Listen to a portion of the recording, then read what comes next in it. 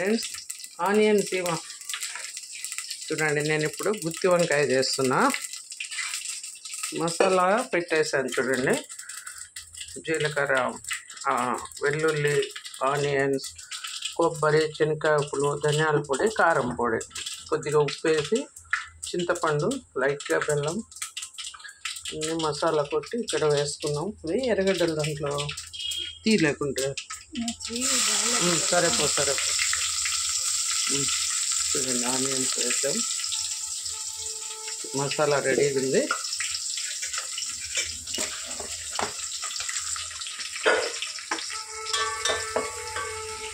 ఇంకా ఆనియన్స్ ఎన్ని వేసుకుంటే మనకు కూర అంతా చిక్క గ్రేవీ వస్తుంది. కరివేపాకిమా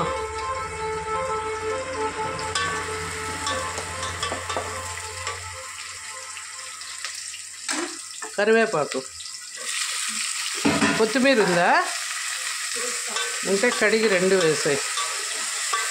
ఇప్పుడు కరివేపాకు, కొత్తిమీర, ఇంకా మిగతా పసుపు, ఉప్పు, మొత్తం everything in masala friends. Time అయిపోతా ఉంది ఈరోజు. టెన్షన్. మిక్సీ పని చేయక లేట్ అయిపోయింది ఫ్రెండ్స్.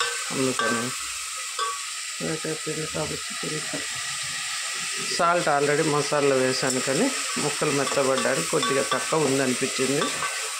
లైట్గా వేసా.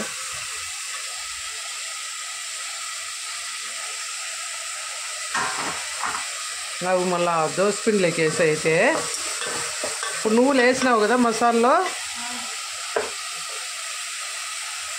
చూడండి.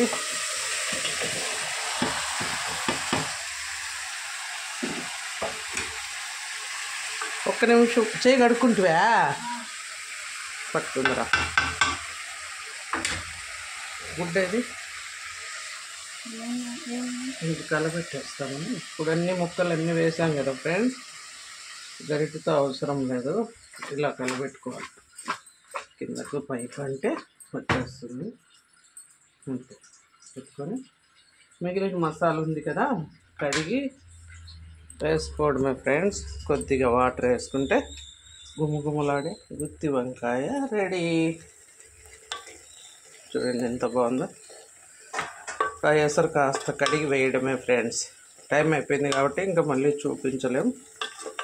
ఓకే, ఇంకా కొద్దిగా ఎసురు వేసుకొని ఒక 10 to 15 minutes సిమ్లోనే మగ్గబెట్టుకుంటే రెడీ అయిపోతుంది ఫ్రెండ్స్.